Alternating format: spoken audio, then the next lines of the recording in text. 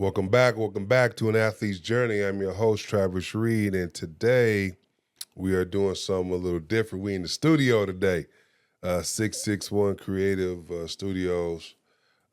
Please look it up. You know, it's a fire studio if you ever want to, come do interviews or shows or whatever the case is.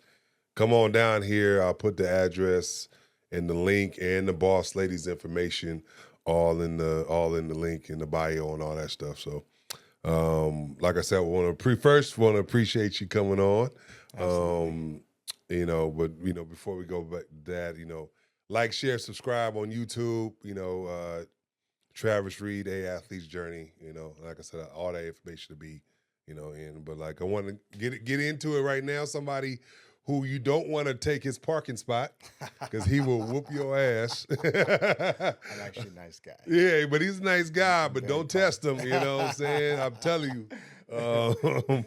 He's a fighter, and I'm always just before we didn't talk about it, but like I said, I'm always interested in fighters because it's like literally you're training to make sure that you not kill or be killed, but like you whoop somebody ass or they whoop your ass kind of thing. Absolutely. So so 100%. I love that. In basketball, it's like you kind of can depend if you're having not a good night, you can kind of depend on your teammates. But in fighting, it's just you. It's just you and the other person. If you don't got it, you lose. That's it. So please, introduce yourself to the people. First of all, thanks for having me on the show, Travis. I really appreciate it. It's a pleasure to be here. Oh, thank you. Thank you for coming. For those of you who don't know, my name is Jeremy Scott with my personal training business, Quick Fit. What I do is I transform lives. So I help people to transform their bodies, and I help them to transform their lives with their habits and their mindset as well. I've been doing this since 2006, so like 18 years, somewhere around there. So this fitness is my passion, transforming the body and transforming the mind as well, because we know the mind is the most important muscle that we have, right? You could transform, you can do all you want to try to change your body and get yourself strong, but if we don't address the mental part of it, then everything else is going to fail. So this is the most important muscle that we have, is the mind. So I like to take a holistic approach with myself, and I teach the same thing with my clients as well. And that's how I've had success up to this point, is by focusing on the holistic point and focusing on the body and the mind together as a whole. And that's what I do with all my clients. And that's what I help people out with, is just transforming their lives and working on better habits and just helping people to have a better quality of life. And it's just a continual uphill, continual growth process that it's just a continual ongoing thing that just really never ends. There's really no finish line to it. And that's what I help people achieve as well, in that same kind of mindset, having that growth mindset. That actually makes a lot of sense. Yeah. The growth mindset especially, I love that, But we'll get into like how you, began. Did you play like sports growing up, or how did how did you become what you became? Yeah, I did. I played some early in my early years. I played a little bit here and there. I would play like a little bit of soccer. I never really found initially, and didn't really find a sport that I was like really passionate about. In my younger years, I did soccer. I did a little bit of basketball. Never really played football. And then in junior high and high school, I started really enjoying basketball. Didn't play for a league, tried out for the high school team once. I just wasn't used to playing in an organized fashion on a team. I like to play pickup games at the park, and that's what I got used to. It was a little bit different, right? Pickup games at the park, of course, playing in the league. Then now you have a position to play. You got a coach guiding you, telling you what to do. And I wasn't used to that. So when I tried out for the high school team, got a coach yelling at me. Now I got a position to play. I was like, what's going on here? Versus pickup games at the park. It's kind of do your own thing. So I'd gotten used to that. I was doing that. I was spending hours and hours per day actually playing pickup games at the park with my friends, and we were watching. We got obsessed with the N1 mixtapes for a while. Of course, yeah. So we were doing that. We were messing around with that. We were trying to emulate that, and that was a lot of fun. That was a blast. I still occasionally from time to time try and get in on a pickup game at the park, but I'm 38 now, so I might throw my back out or something like that. Got to be a little bit careful. Or sprinting too hard down the court, I might throw something out, pull a hamstring or something like that if I don't stretch, warm up properly. Oh. I got to respect my age. If not, my body reminds me. You don't have to tell me. You know, like people know I'm playing because they smell the icy hot from a mile away. Exactly. Oh, Travis is here. Yep. Because he got icy hot on my legs, on my back, on my knees. Yep. Yeah. So like, trust me, people know. Yeah, I remember when I'd be at the gym, I would, there'd be older folks with the icy hot on. I'd smell that. And now I'm one of them. I put the icy hot on before I go train. I'm like, look, I can't even walk. I can't even look at the court until I put my icy hat on. Exactly. I don't even.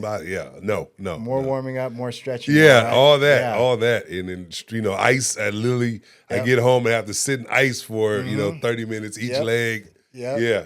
Gotta ice it down, keep that inflammation down. Exactly. So Travis, I played pickup games at the park. I played a lot. I loved it. I would play all the time. I really enjoyed it. It was just something that just took up my time. It was an outlet for me. And that was the main thing that I played was basketball. And I was in a little bit of martial arts here and there. Nothing like really, really long to really make the right kind of progress that I would need to make. I would do it here and there, maybe 6 months on, maybe a year on, a year off. And then as I got older, actually when I turned 16, that was when I always worked out. I always exercised, always worked out from a really young age. And then when I turned 16, I started to, get a little bit more focused on working out. I really liked the way it made me feel. Mm-hmm. It started with pull-ups and push-ups. And I started to see my body respond really good. Body started to develop and it became addicting. Getting that, that euphoric feeling after your workout, getting those endorphins going. And from there, I decided, I saw my body start responding really good and picked up some bodybuilding magazines and started educating myself on how to make this process even better, trying to learn more. How can I build a little bit more muscle or how can I get just a little bit more stronger? So I went to the magazines and my goal was not to compete in body, but that was not the goal. It was just to build a little bit more muscle, how to make this process just a little bit better. Mm-hmm. So, I started doing that and I started spending hours researching on the internet on bodybuilding.com. I don't even know if that website's around anymore. That used to be a really popular website, bodybuilding.com, and researching. There was all these articles on there by different trainers and coaches and scientists and all this stuff. And I was just totally intrigued by it. I just was stuck. I couldn't stop reading it and researching it. So I went down this rabbit hole of looking at how to build more muscle and get stronger. And all of a sudden, I'm like, oh, you know what? Maybe I should do one of these shows. Because I was looking at the magazines, the bodybuilders. So it kind of gets into your subconscious, and I got influenced by it. And at the age of 16, I started to, look at different local bodybuilding shows and decided to give it a run and compete and get on stage. And from there, I just, from the ages of about 16 until the last show I actually did was 2022. But from the ages of 16 to then, I just fell in love with bodybuilding and transforming my body. I liked the discipline that came along with it. I like the challenge that it brings, and I like, it makes you become more resilient, doing cardio when you don't want to do it, doing cardio when you're tired, eating stuff you don't want to eat, and just, eating all this fish and all this. I don't even like fish, man. I was eating, especially if tilapia, Oh yeah. Put some batter on it, fry it, then I'll eat it. Yeah, right. Yeah, no. Eating the boneless, skinless is like, oh God, yeah, And at different times during a prep, you're eating it with no seasoning. You're just eating it. It's just a job. You're not even thinking of. It's not even processing whether you feel like eating it or not. You're just chew, bite, chew, swallow. Right, Doesn't matter. right, You're in that mode, right? You want to win. Yeah, You're hungry. yeah, You want to yeah. win. You're willing to do whatever it takes, you know? So yeah, so I did, since I was 16, I loved it. I fell I fell in love with it. And from there, I kept competing for years after that and did 11 shows in total. Oh wow! Yeah. Wow! So that was really what I got into. Like I said, I played a little bit of basketball here and there. I love it. Like I said, I'll play as much as I can until my back goes out. But I enjoy basketball.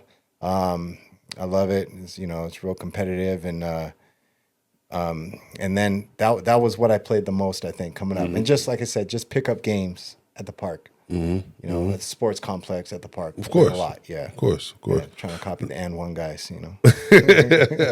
Well, no, I was I must admit, I admire the bodybuilding types because like the discipline is just so just real, like, and relentless, and like obviously you have to get down to a certain body fat and certain weight, and and I just be like, man, just just to show off, like your physique, and you gotta have extra muscles, and you gotta get all that. I watched one of those like day in the lives of a bodybuilder, and like what they had to go through, and to kind of clean themselves out, and like I was just like, man, that's you have to do that for every show. It's extreme. Yeah, it would seem like it, to get down to a certain. Yep, trying to get down to the goal was 3% body fat. I mean, your skin is paper thin. And then on top of that, low body fat, you're dehydrating before you go on stage. Like that last week, you're manipulating the body, you're manipulating with water intake, with sodium intake.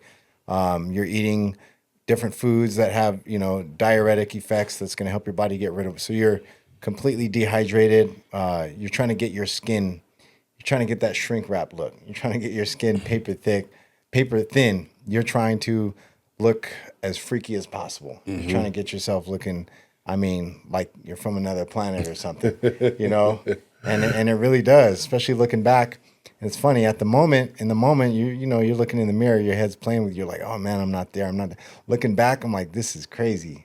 Looking back, I'm like, that's some crazy conditioning right there. Yeah, imagine that. I'm like, I see the pictures. I'm like, is that even my body? Like, that's crazy to know that you could manipulate the body, but you have to. The thing about it, to get it, you have to want it. You got to have that desire. When you want something and you want it bad enough. And when I say willing to do whatever it takes, you'll do whatever it takes. Make any kind of sacrifice possible. You'll stay up late, do extra cardio, practice your posing. You don't want your competitor to outwork you. And I'm sure you, being an athlete, you know about that. You got to stay in the gym extra hours, do whatever you need. You don't want to be outworked. Don't let anybody else outwork you. And I always used to tell myself that. So bodybuilding was great because I learned, like I said, it taught me discipline. It taught me discipline, and I was able to teach myself that through bodybuilding, and doing whatever it takes, and sticking to the plan and not your mood. Doesn't matter how you feel. It matters what needs to be done and to get what you want out of it. And the question is, do you really actually want it? And the idea of it sounds good, but people don't. They want the end result, but just not the process. So do you really actually want it? It sounds nice, but when you think about what you have to actually go through to get it, sometimes it's like, nah, good, No, I agree. You got to want it, and you got to be all in. And I think that applies to anything. And I've taken that, and I can, try to go back in that mode and apply that now, and to, that can apply to anything else that I want to try to get in life that's worthwhile, that's worth having. Where you have to make sacrifices. I can try to use that same mindset, that disciplined mindset for bodybuilding. No, I understand that. Now, I do have a question when it comes to that. Yeah. How, we all go to the gym. We all see guys who are built pretty big or whatever the case is. Yeah. How did you get your situation to where you actually got a chance and opportunity to go into shows and bodybuilding and things like that? Because I'm Like I said, you go to Planet Fitness, you see a lot of guys who doing the, Yeah. in the gym and doing all Posing this, in the mirror and all posing that. in the mirror Yeah. and all that Yeah. stuff. But you actually Yeah. did it at a, obviously at the professional level. How did you get to, to that? Yeah. So when I was, like I said, when I was 16, I researched, I looked online, probably went on Google. If we even had Google back then. Might have been like Yahoo. Yeah. It might have been just Yahoo. Because I know one thing. I was taking, progress pictures and taking pictures of my physique with those cameras that you take, and then you go to the store, and then you got to get it developed. Yeah. And then you get those Kodiak cameras. Yeah, with the the zits. Yeah. So you got to go to the Rite Aid or whatever and get the photos. There was no now, right? We take an iPhone, we're like, check. Oh wait, wrong angle, delete. Let's try that again. We took the picture and hope for the best. Right? No, agreed. And now we think everything has to be so perfect, right? Because we're also comparing it to everything else too. Of course. Because that's with all the media and everything, that's the world we live in now. Always comparing it to everything. There's so much different stuff to compare it to. I would do that. Taking photos, taking progress photos, and I was getting ready. I searched online, and I found the bodybuilding show, and you register, you go online, and this was INBA, International, and it's still around today, International Natural Bodybuilding Association, INBA. And it was polygraph tested and drug tested as well. They drug test their athletes, make sure they're not taking anything illegal. And you got to pass the drug test, polygraph test. And however, I found out later that, which makes sense because there's some of the athletes, I don't understand it. It makes sense, but I don't understand why somebody would do that. As they found out ways to kind of cheat the system. There's athletes who are not natural. They've taken enhancements, and they'll take it all the way up into a certain point, and they know when they can stop taking it, and then it's not detectable in their system anymore. Right. And they can pass the polygraph test. They can pass the urine test or the blood test or whatever it is, the hormone, check their hormones, make sure their hormone levels are looking normal. Right. Like they're not taking any enhancements. There was athletes that looked like, okay, this guy's natural. Like, that's crazy. Yeah. I mean, when somebody looks like they're not natural. Yeah, where you like, come on, dude. Like, this dude looks like too jacked. Yeah, way too jacked, you could just tell when there's question about it. So, so I did this comp, and, the guy that I was competing, I had watched a couple shows before going, just to kind of, see what it's all about. And the guy that I was supposed to compete against, his name was Donnie Fowler. I remember his name. He was 19, I was 16, and he had been winning all the shows. He was winning every time. So I went and I smoked him, man. I did. He wasn't happy about that. I mean, imagine you're 19 and you got some 16-year-old. You've been winning all these shows. Yeah. And then some 16-year-old comes out and takes. So I had won the first show. I got first place, and I got overall. So I got first place in my category, which was teenager category. And then I got first, and then I got overall. So that was when because he got first in his category. Right. So me and him competed against each other for the overall, and he got complacent, man, because he'd been winning every show. Yeah, of course.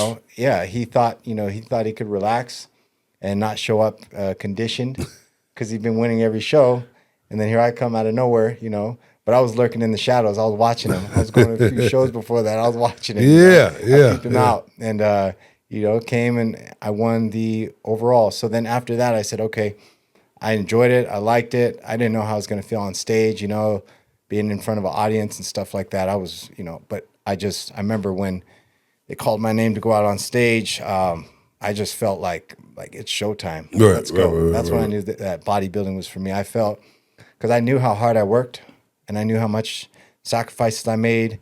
And I was locked in. I was in the zone. I was locked in, and I was ready. I did all the prep work, all the mental preparations, all the physical preparations, and went out on stage. And I was just ready, man. I felt good. I felt confident on stage. Like I said, I didn't know how I was going to feel. It was my first time. Right. But I did all the mental preparation and physical preparation. Like if you do all the homework, if you do the work, then I think after that, I think that's with anything, with any sport, any athlete. If you put in the work, you know, when it's showtime, let your body go do what it's able to do based off of the discipline that you've put it through and the work that you put it through.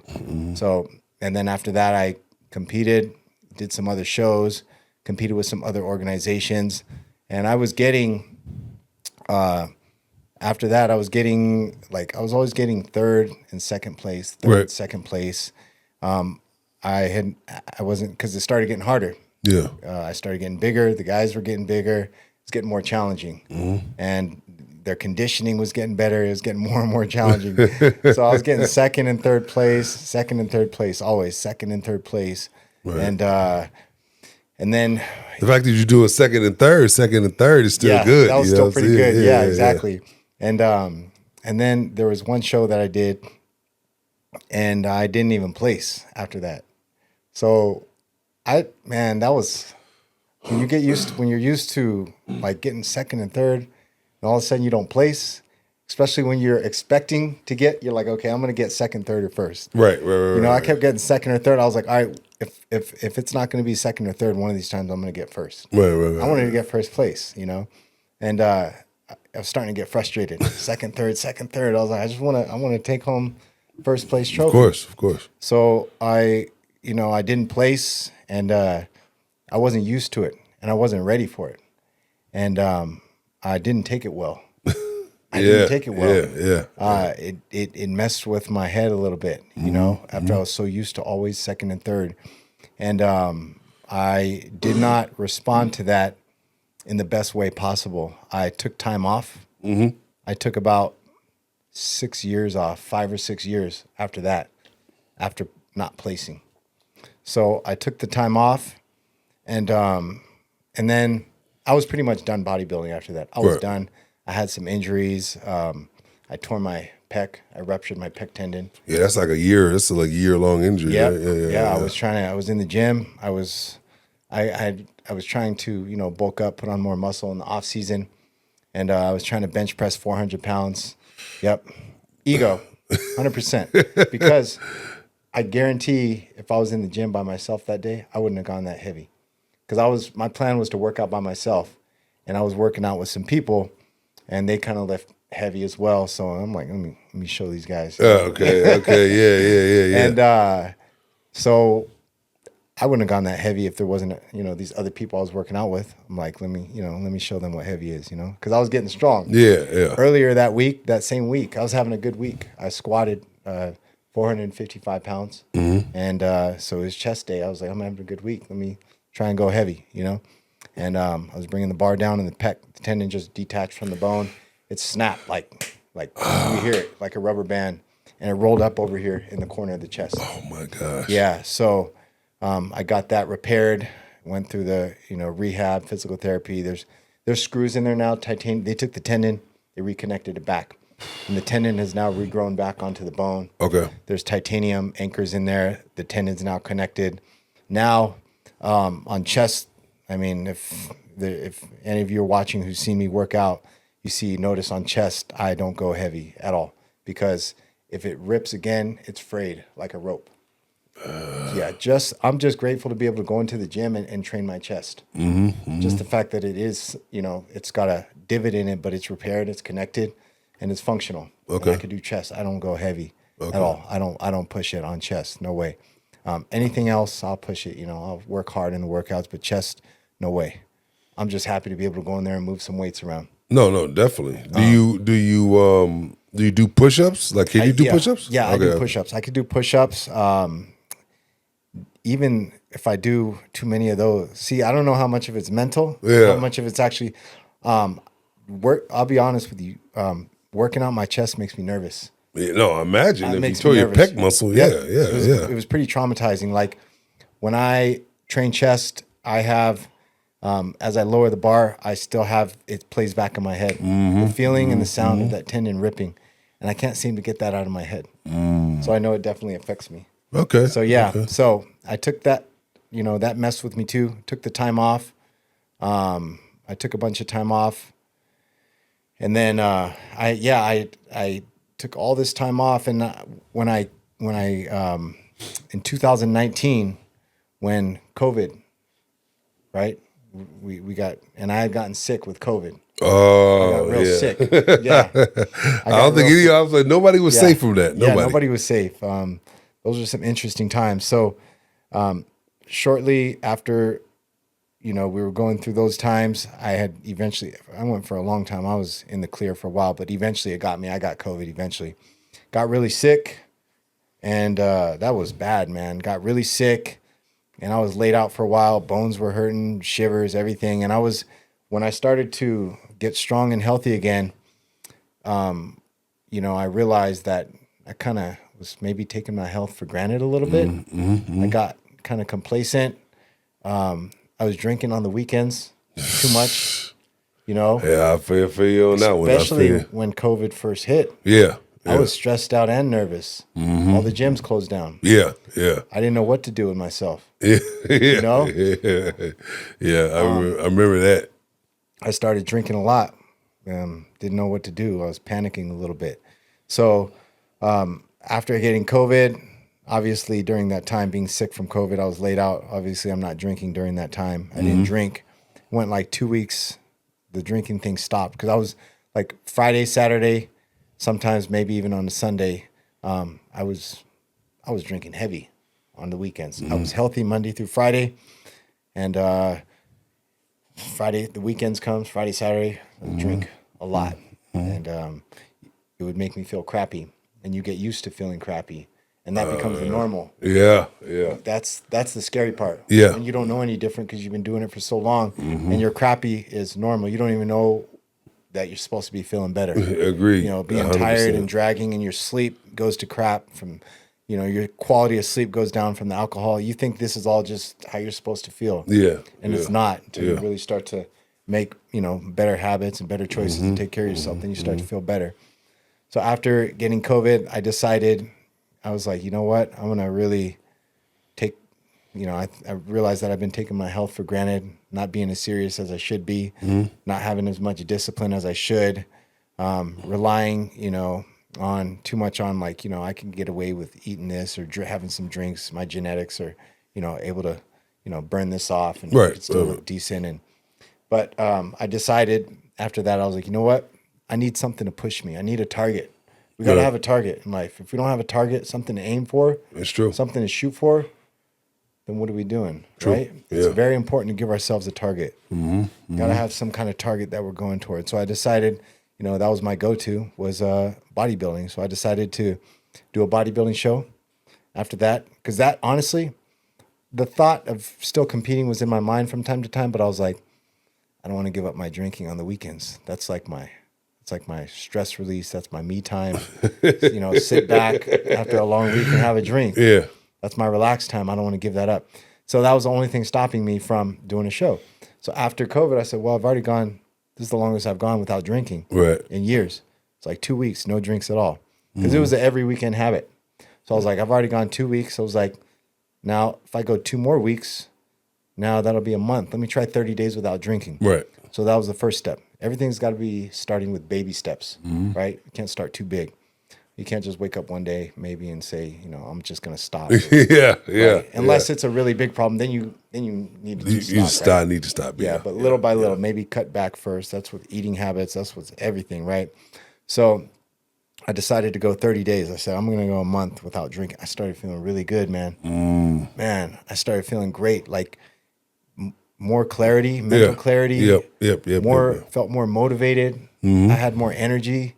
I said, so why would I go back? True. Why would I add this toxin back into my body and go back in the other direction if I'm already feeling this good? I just felt great. And I didn't realize that, feeling crappy was the new normal. Yeah. So then I said, you know what? I said, started feeling good. And you know what? I'm gonna kick it up a notch. I'm gonna take it to the next level now. I'm gonna do a bodybuilding show now. I'm gonna get back on stage. I'm gonna do what I love, I'm gonna start working out harder, making more sacrifices, doing more cardio, and get more focused. I'm gonna get back on stage. So I decided to do another show.